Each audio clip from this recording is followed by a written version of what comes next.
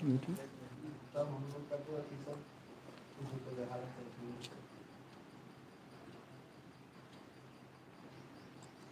मिलेगा हमको केमिस्ट्री का आपका एक से एक पूछा सबका हम डाउनलोड करेंगे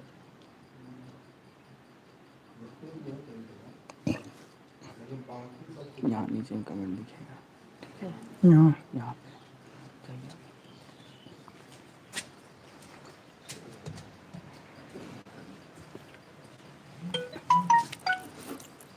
गुड मॉर्निंग दोस्त। चलिए तो आज हम आप लोगों को स्टार्ट करते हैं इलेक्ट्रोस्टैटिक्स।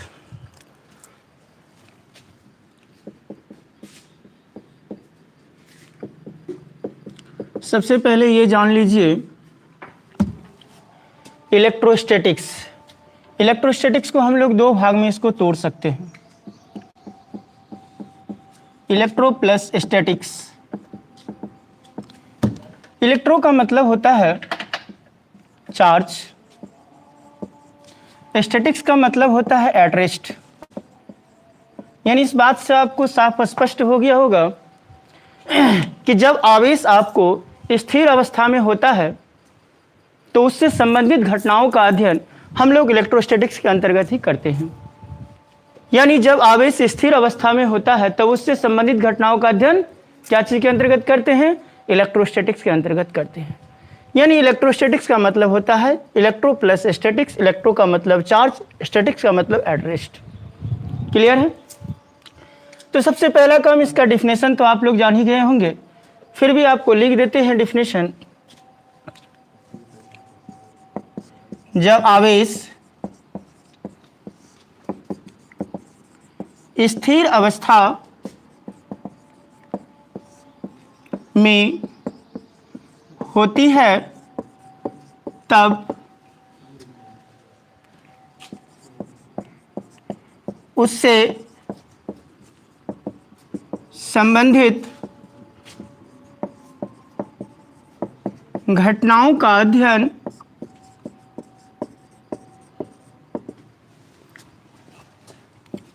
स्थिर विद्युत की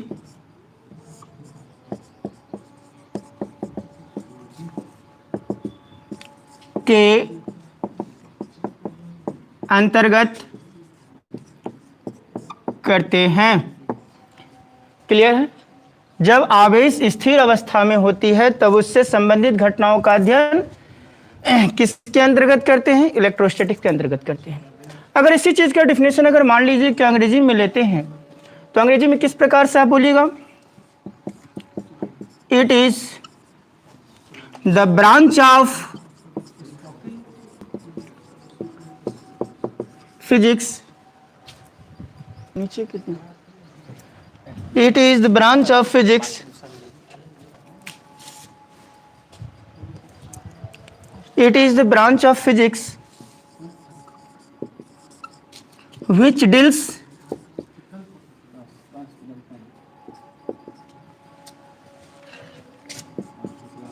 the study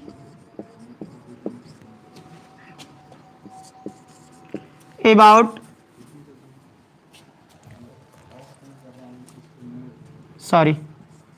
we study about the rest charge is called electrostatics. यानी it is the branch of physics which deals the study which deals we study about the rest charge is called electrostatics. यानी हम आपको दोनों में definition लिख दिए, एक हिंदी में भी लिख दिए, एक अंग्रेजी में भी लिख दिए। हिंदी में जब आवेश स्थिर अवस्था में होती है तब उससे संबंधित घटनाओं का अध्ययन हम लोग इलेक्ट्रोस्टैटिक्स के अंतर्गत करते हैं, यानी स्थिर वैद्युतिकी के अंतर्गत करते हैं। उसी को अंग्रेजी में बोलते हैं it is a branch of physics which deals we study about the rest charge, यानी रेस्ट चार्ज, रुकी हुई अवस्था में चार्ज का हम लोग स्टडी करते हैं। Which deals we study about the rest charge is called electrostatics. अब हम लोग इसमें सबसे पहला टॉपिक हम लोग स्टार्ट करेंगे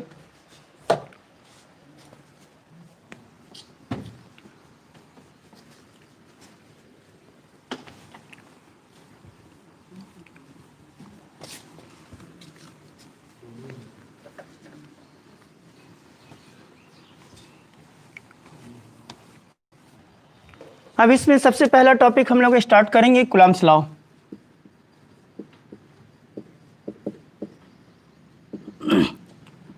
जिसका खोज जो है 1785 में हुआ था। ये वैज्ञानिक कहाँ का था? फ्रांसीसी वैज्ञानिक था।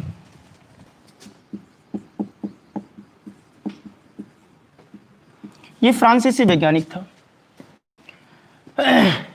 कूलम्ब्स लॉ क्या बोलता है? जब आवेश, यानी कहने का मतलब जब दो आवेश स्थिर अवस्था में होती है तो उन दोनों आवेशों के बीच में एक बल होता है उत्पन्न। उस बल का नाम है विद्युत बल। उस विद्युत बल के संबंध में कुछ नियम प्रतिपादन किया है, जिस नियम को हम लोग कूलम्ब्स नियम कहते हैं।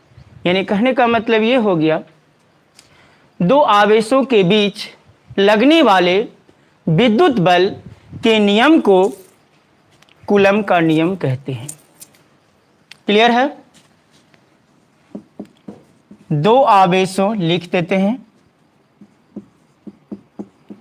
दो आवेशों के बीच लगने वाले विद्युत बल, दो आवेशों के बीच लगने वाले विद्युत बल के नियम को कूलम्ब्स लॉ कहते हैं। क्लियर है? कहने का मतलब ये साफ आपका स्पष्ट हो गया कि दो आवेशों में कौन सा बल लगता है? इलेक्ट्रिक फोर्स, यानी विद्युत बल। इस विद्युत बल के द्वारा जो आपको नियम प्रतिपादन किया है, उस नियम को हम लोग क्या कहते हैं? कूलम्ब का नियम कहते हैं। क्लियर है? अब देखिए, अगर आप सेम चार्ज लेते हैं तो सेम चार्ज में आपका जैसे प्लस प्लस हो गया या माइनस माइनस हो गया, दोनों सेम चार्ज है। सेम चार्ज में आपका रिपेल होगा। और अगर डिफरेंट चार्ज लेते हैं जैसे प्लस माइनस, तो इसमें आपका अट्रैक्ट करेगा। सेम चार्ज में रिपेल चार्ज होगा, रिपेल होगा, और डिफरेंट चार्ज में अट्रैक्ट होगा। क्लियर है? अब इन को मिला करके या तो आप डिफरेंट चार्ज भी यूज कर सकते हैं या सेम चार्ज भी यूज कर सकते हैं, दोनों में से कोई भी चार्ज लेते हैं। जैसे देखिए, हम Q1 और Q2 दो पॉइंट चार्ज लेते हैं। इन चार्ज का सेंटर आपका ये है और ये चार्ज का सेंटर आपका ये है। दोनों के सेंटर के बीच की दूरी मान लेते हैं R। ये दो सेम चार्ज है। आप इसके स्थान पे डिफरेंट चार्ज भी यूज कर सकते हैं, कोई दिक्कत नहीं है। तो बोला गया है इसका नियम के अनुसार, देखिए, जब दो स्थिर आवेश, जब दो स्थिर बिंदु आवेश, ऐसे बोलिए, जब दो स्थिर बिंदु आवेश, जब दो स्थिर बिंदु आवेश अलग अलग पॉइंट पर सेपरेट रहता है तो उन दोनों के बीच में बल होता है। तो वह बल इन दोनों स्थिर विद्युत आवेश का क्या होगा? समानुपाती होगा। और इनके दोनों के बीच का जो दूरी है वह दूरी के क्या होगा? वर्ग के व्युत्क्रमानुपाती होगा। तो इसको साफ सुथरा में आप लिख सकते हैं। पहले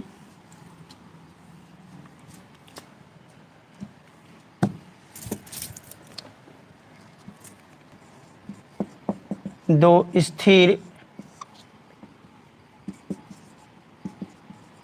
बिंदु आवेश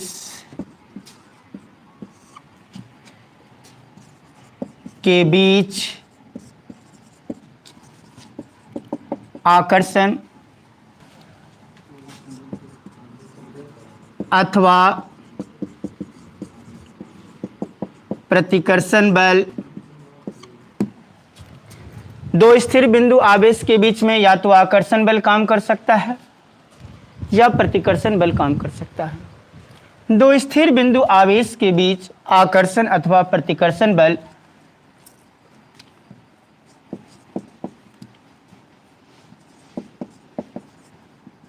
गुणनफल के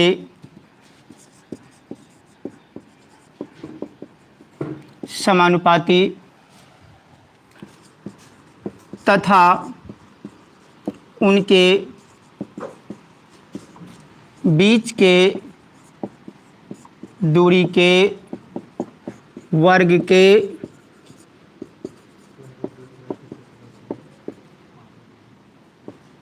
व्युत्क्रमानुपाती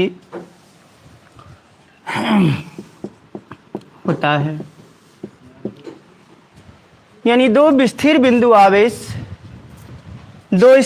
आवेश के बीच आकर्षण अथवा प्रतिकर्षण बल, या आकर्षण बल रहेगा या प्रतिकर्षण बल रहेगा, तो वह आकर्षण और प्रतिकर्षण बल जो है वह समानुपाती होगा। किसका समानुपाती होगा? स्थिर बिंदु आवेश के। और स्थिर बिंदु आवेश का जो समानुपाती होगा तो उन दोनों चार्ज के जो बीच का दूरी है वह दूरी के क्या हो जाएगा? वर्ग के व्युत्क्रमानुपाती होगा। क्लियर है? अब देखिए, जैसे यहाँ पे Q1 और Q2 मेरे दो चार्ज है। जैसे मान लीजिए A पॉइंट पर Q1 चार्ज और B पॉइंट पर Q2 चार्ज, दोनों चार्ज एक दूसरे से R दूरी पर सेपरेट किया गया है।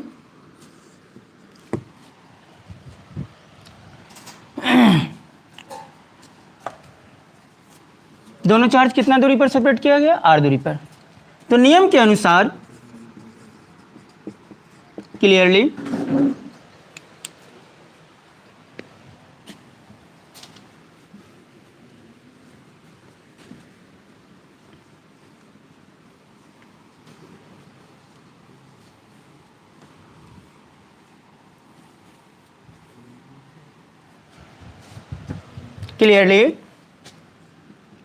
F is directly proportional Q1 Q2 and 1/r square, inversely proportional to the 1/r square.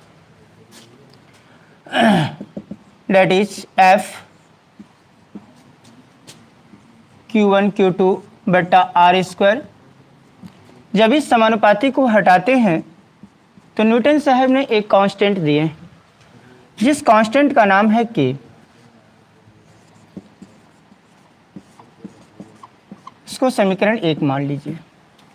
इस K को क्या बोला गया है? Constant of proportionality.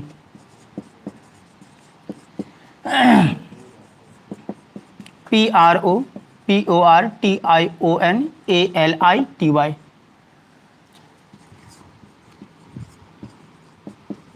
अनुक्रमानुपाती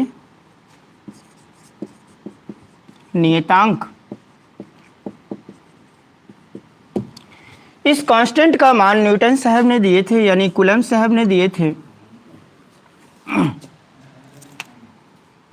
1/4 pi epsilon not बराबर 9 गुना 10⁻⁹ न्यूटन मीटर स्क्वायर प्रति कूलम्ब स्क्वायर। क्लियर है? अब इस कांस्टेंट का मान यहां पे रख दीजिए 1/4 पाई एप्सिलॉन नॉट। इसका मान ये यूज नहीं करना है, इसका मान हाँ ये यूज तब करना है जब आप प्रॉब्लम बनाएंगे तब। फिलहाल अभी ये मान रख लीजिए।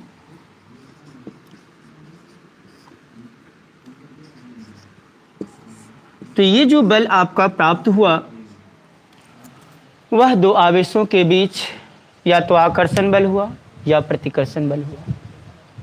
ठीक है? जिसमें इस एप्सिलॉन नॉट का मान अलग से हम लोग डिराइव करेंगे।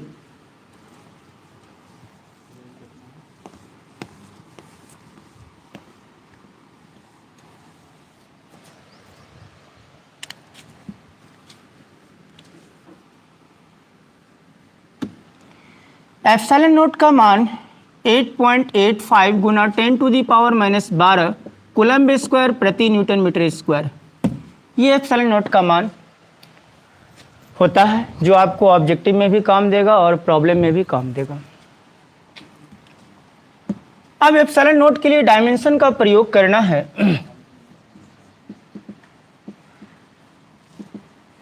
Dimension of epsilon not. तो एप्सिलॉन नॉट का डायमेंशन निकालने के लिए कुछ आपको पहले बेसिक कॉन्सेप्ट बताएंगे, फिर आपको एप्सिलॉन नॉट का डायमेंशन निकाल के दिखा देंगे। तो देखिए डायमेंशन पहले निकालते हैं हम लोग कैसे हैं, पहले उसके बारे में चर्चा हम लोग कर लेते हैं, फिर इसका डायमेंशन हम निकाल के दिखा देंगे। तो डायमेंशन के लिए थोड़ा सा कॉन्सेप्ट समझ लीजिए। जैसे देखिए ये वृत्त है, ये वृत्त का व्यास हो गया। व्यास जो है इतना से इतना दूरी तक मेरा व्यास है। तो व्यास क्या चीज को बता रहा है? दूरी को बता रहा है, दूरी को बता रहा है। फिर ये वृत्त है, इतना से इतना दूरी तक मेरा क्या है? वृत्त का त्रिज्या है। त्रिज्या भी मेरा दूरी को बताता है। किलोमीटर, किलोमीटर भी मेरा दूरी को बताता है। सेंटीमीटर, सेंटीमीटर भी मेरा दूरी को बताता है। मीटर, मीटर भी मेरा दूरी को बताता है। हाइट, बोलिएगा नहीं, इतना से इतना दूरी तक ऊंचाई है, ऊंचाई भी दूरी को बताता है, बता रहा है। दुनिया में कोई भी चीज अगर दूरी को बताता है तो उसका डायमेंशन एल होता है। क्या होता है? एल। जैसे बेंच, बोलेंगे नहीं इतना से इतना दूरी तक लंबाई है, क्या लंबाई दूरी को बता रहा है? तो उसका डायमेंशन एल होगा। चौड़ाई, इतना से इतना दूरी तक चौड़ाई है, क्या चौड़ाई दूरी को बता रहा है? तो उसका डायमेंशन क्या होगा? एल। यानी कहने का मतलब साफ स्पष्ट हो गया कि दुनिया में कोई भी चीज अगर दूरी को फॉलो करता है तो उसका डायमेंशन क्या होगा? एल होगा।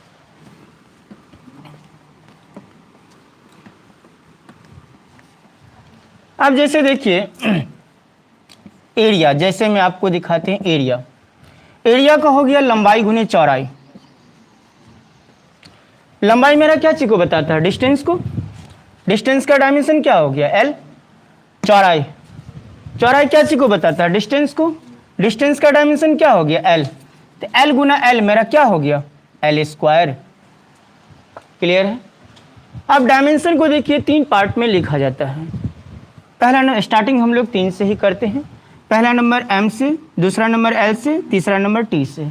m4 बोले तो मास, l4 बोले तो लेंथ, t4 बोले तो टाइम। इस तीनों में से यहाँ पे यह देखना है कि यहाँ पे कौन सा टर्म यूज हुआ है। तो l आ चुका, पावर को नहीं देखना है, पावर कुछ भी है उससे कोई मतलब हमको नहीं है। यहाँ इस तीनों टर्म में से मेरा l आ चुका है। m और t तो नहीं आया है, m और t यहाँ पे आया नहीं है, और m और t को यहाँ पे लाना जरूरी है। तो कैसे लाएंगे? तो सिंपल सी बात है, जो टर्म यहाँ पे नहीं आया है ना, जैसे m और t नहीं आया है तो इस पे पावर 0 लगा देना है, क्योंकि हम जानते हैं कि m0 का मान कितना होता है? 1, और t0 का मान कितना होता है? 1। तो 1 गुना एल स्क्वायर गुना 1, फिर तो एल स्क्वायर ही हो जाएगा। वैसे डायमेंशन को 3 सिस्टम में लिखने का तरीका ये है, मगर किसी भी दूसरे चीज़ में अगर डायमेंशन का उपयोग करना है तो ये वाला पोर्शन उपयोग करिएगा, 0 वाला फॉर्म नहीं लीजिएगा। 0 वाला फॉर्म लेने से कोई फ़ायदा नहीं है, क्योंकि उसका मान तो फिर 1 ही हो जाता है, तो लेने से क्या फ़ायदा होगा। इसीलिए हम लोग डायमेंशन कोई दूसरे टर्म में अगर डायमेंशन को डालते हैं, जैसे मान लीजिए एरिया का डायमेंशन हमको किसी दूसरे चीज़ में डालना है तो एल स्क्वायर लेके काम कर लेंगे। क्लियर है? अब जैसे मान लीजिए वॉल्यूम, वॉल्यूम का हो गया लंबाई गुने चौड़ाई गुने ऊंचाई। लंबाई क्या चीज को बताता है? डिस्टेंस को। चौड़ाई, चौड़ाई क्या चीज को बताता है? डिस्टेंस को। ऊंचाई क्या चीज को बताता है? डिस्टेंस को। तीनों को गुना कर दीजिए, LQ। अब इसका देखिए वॉल्यूम का डायमेंशन क्या हो गया? LQ। अब इसको लिखेंगे कैसे? इसमें m और t तो नहीं आया, तो कैसे लिखेंगे? m पर पावर 0, LQ, t पर पावर 0। फिर m0 का मान तो 1 होगा और t0 का मान भी 1, तो 1 गुना LQ गुना 1, फिर तो LQ आ जाएगा। कोई दिक्कत? अब जैसे देखिए डेंसिटी,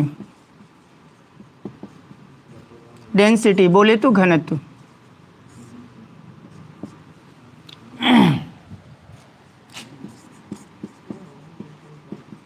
द्रव्यमान बोले तो मास बटा आयतन बोले तो वॉल्यूम, द्रव्यमान बोले तो m। आप जैसे देखिए यहाँ पे वॉल्यूम आ गया, अब वॉल्यूम का डायमेंशन इसमें यूज करना है तो ये वाला फॉर्म नहीं लेंगे, ये फॉर्म लेंगे। और डायमेंशन में एक चीज़ हमेशा याद रखना है कि नीचे वाले टर्म को हमेशा ऊपर ले जाते हैं, बट ऊपर वाला टर्म नीचे कभी नहीं आज तक आया है और ना कभी आएगा। डायमेंशन में नीचे वाला टर्म हमेशा ऊपर की ओर ही जाएगा। तो नीचे वाला टर्म मेरा क्या है, एल क्यू, इसको ऊपर ले जाना है। तो ऊपर लेके चले जाते हैं तो कितना हो जाएगा, यहाँ पे पावर क्या है, प्लस है, ऊपर चले जाएगा तो 3 पे माइनस हो जाएगा। तो इसको क्या पढ़ेंगे, एम एल इनवर्स 3। क्या पढ़ेंगे, एम एल इनवर्स 3। माइनस को हम लोग इन्वर्स बोलते हैं, क्या बोलते हैं, इन्वर्स। अब इसमें क्या छूटा, टी छूट गया। तो टी छूट गया तो कोई टेंशन नहीं लेना है, एम एल इनवर्स 3 तो आ गया तो लिख दिया, टी छूट गया तो इस पे 0 लगा दिया। क्लियर है। अब जैसे देखिए वेलोसिटी,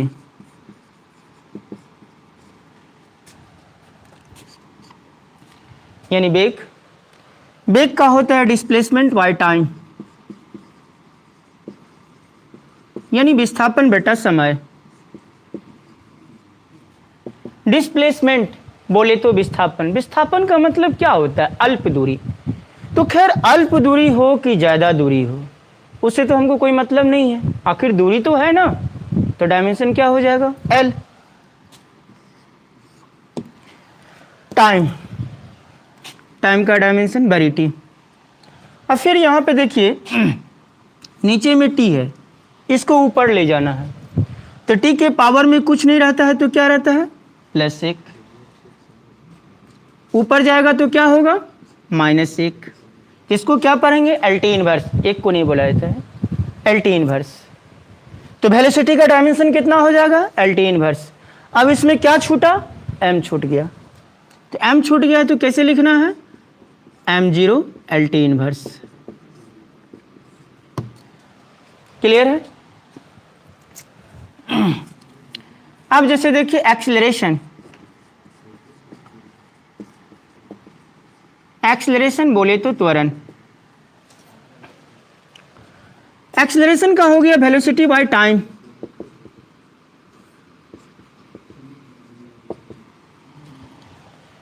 वेलोसिटी का डायमेंशन क्या है, एल टी इनवर्स।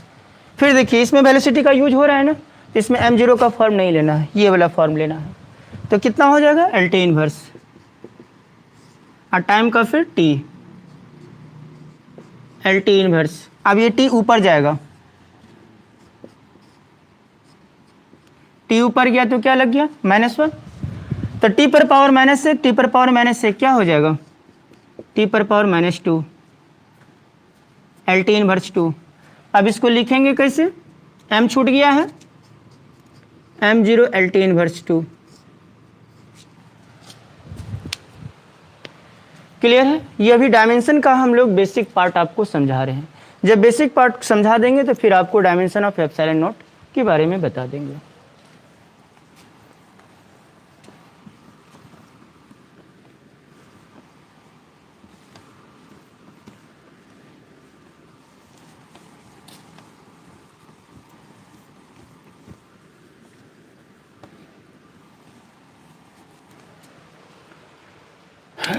जैसे देखिए फोर्स,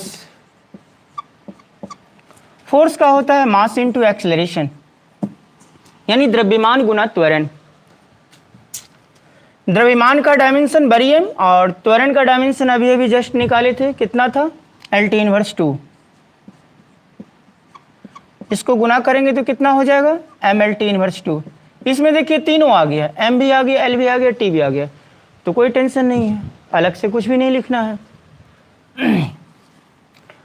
तो आपको हमने कुछ बेसिक पार्ट सिखाए, जैसे एरिया का, वॉल्यूम का, डेंसिटी का, एक्सेलरेशन का, फोर्स का। अगर और भी आपको अगर सीखना है तो इसी प्रकार से डायमेंशन आप निकाल सकते हैं, कोई टेंशन नहीं है। अब चलते हैं हम लोग एप्सिलॉन नॉट के बारे में।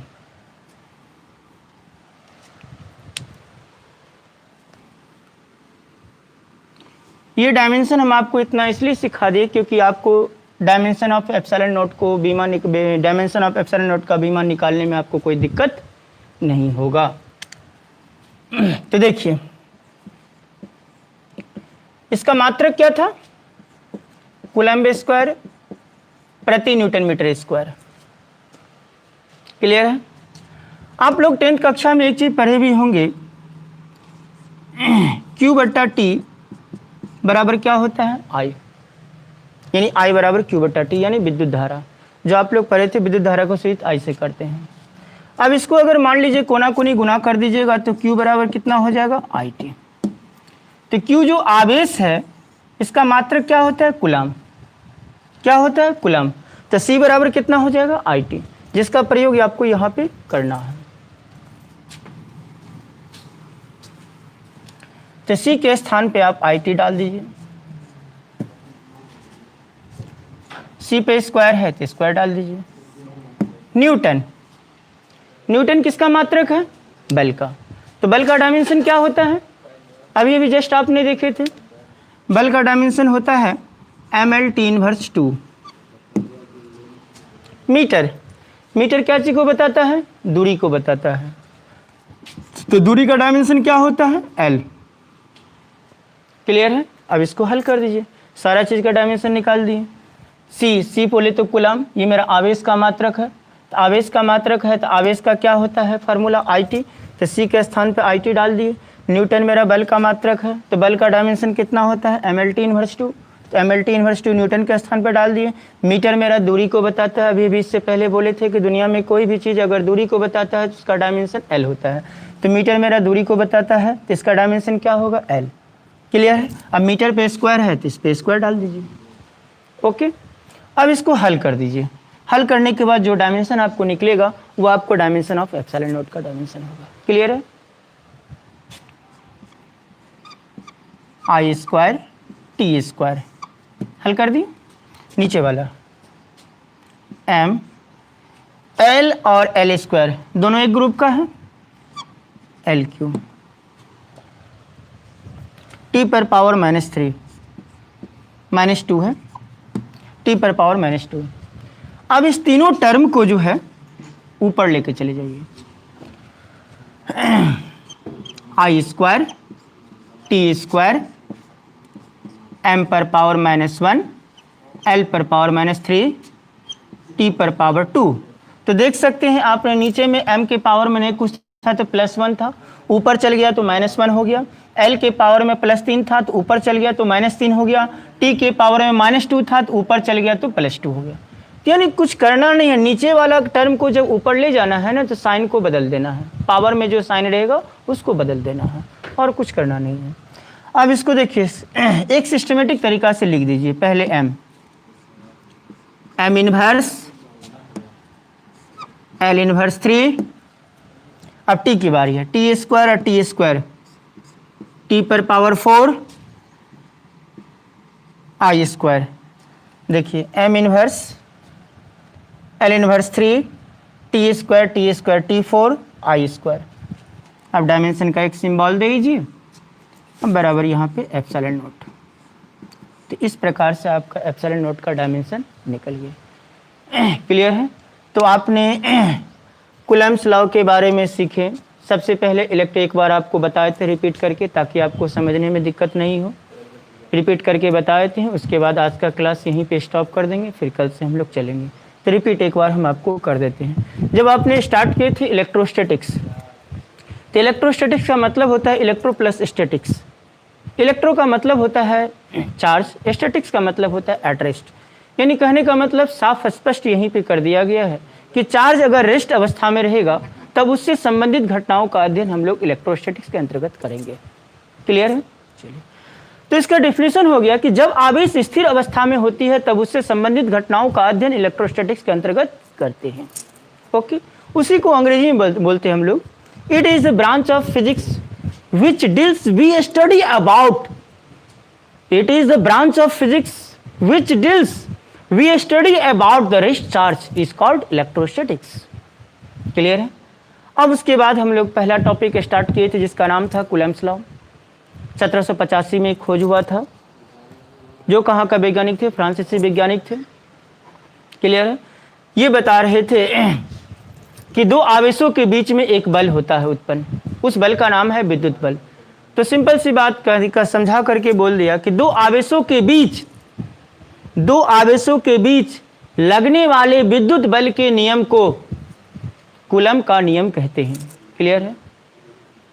तो दो आवेश में आप सेम चार्ज भी ले सकते हैं, डिफरेंट चार्ज भी ले सकते हैं। सेम चार्ज में रिपेल करेगा, जैसे plus plus minus minus repel करेगा, और डिफरेंट चार्ज में आपका अट्रैक्ट करेगा। क्लियर है।